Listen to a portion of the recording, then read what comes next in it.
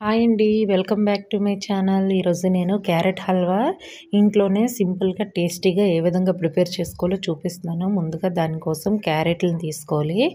క్యారెట్‌ని తీసుకొని బాగా దానిపైన ఉన్న పొట్టుని తీసి మంచిగా తురుముకోవాలండి. క్యారెట్‌ని తురుముకొని పక్కన పెట్టుకోవాలి. మనకి సన్నగా కావాలి అంటే సన్నంగా తురుముకోవాలి. లేదు అంటే మీడియంగా కొద్దిగా పొడుగ్గా కావాలంటే పొడుగ్గా కూడా తురుముకోవాలి. తురుక్కున్న తర్వాత దానిలోని ఒక స్టవ్ పైన ఒక కడాయి పెట్టుకొని దానిలోని కొద్దిగా నెయ్యి యాడ్ చేసుకొని ఈ తురుముని ఫ్రై చేసుకోవాలి. బాగా ఫ్రై చేసుకోవాలండి. దానిలో వాటర్ పోయినంత వరకు కూడా బాగా ఫ్రై చేసుకోవాలి.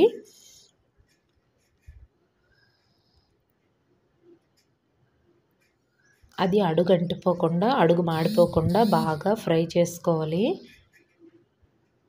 అది మీడియం ఫ్లేమ్‌లో చేసుకోవాలి. తర్వాత దానిలోని 2 లేదా 3 స్పూన్స్ నెయ్యిని యాడ్ చేసుకోవాలండి. నెయ్యిని యాడ్ చేసుకొని ఇంకా ఫ్రై చేసుకుంటే అడుగంటిపోకుండా చాలా టేస్టీగా ఉంటుంది.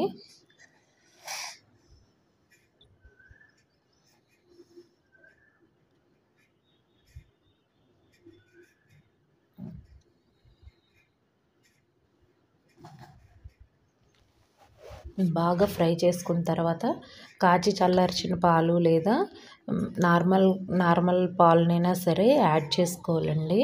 నేను మీగడతో యాడ్ చేసుకున్నాను. యాడ్ చేసుకొని బాగా కలుపుకోవాలి.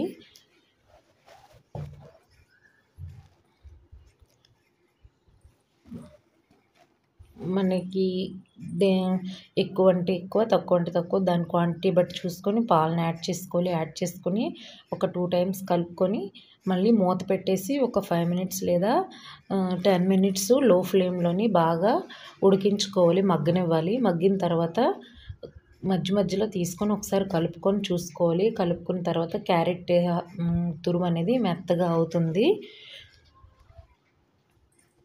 మెత్తగా అయిన తర్వాత దానిలోని మనకి టేస్ట్‌కి తగ్గట్టు షుగర్‌ని యాడ్ చేసుకోవాలి.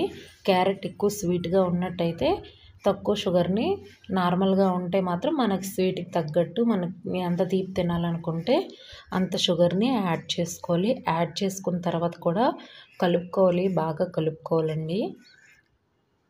బాగా కలుపుకొని మరలా మూత పెట్టి ఒక 5 మినిట్స్ అలా లో ఫ్లేమ్‌లో కుక్ చేసుకోవాలి. కుక్ చేసుకున్న తర్వాత సైడ్న ఇప్పుడు డ్రై ఫ్రూట్స్‌ని ఫ్రై చేసుకుందాం.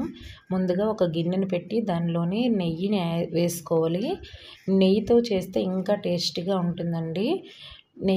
నెయ్యి వేసుకున్న తర్వాత దానిలోని కాజు, బాదం వేసుకొని బాగా ఫ్రై చేసుకోవాలి. బాగా ఫ్రై చేస్తున్నప్పుడు గోల్డెన్ బ్రౌన్ కలర్‌లో రావాలండి అవి. తర్వాత కిస్మిస్ వేసుకోవాలి. కిస్మిస్ అనేది అది బాగా వేగుతున్నప్పుడు ఎక్కువ మంటలో పెట్టేస్తే వేరంగా ఈ కాజు, బాదం వేగకుండా ఈ కిస్మిస్ అనేవి మాడిపోతుంటాయి. అందువల్ల లాస్ట్‌లోని కిస్మిస్‌ని యాడ్ చేసుకోవాలి. తర్వాత పిస్తా ఉంటే పిస్తాను కూడా యాడ్ చేసుకోవాలి. యాడ్ చేసుకొని గోల్డెన్ బ్రౌన్ కలర్‌లో వచ్చేంత వరకు ఫ్రై చేసుకోవాలి.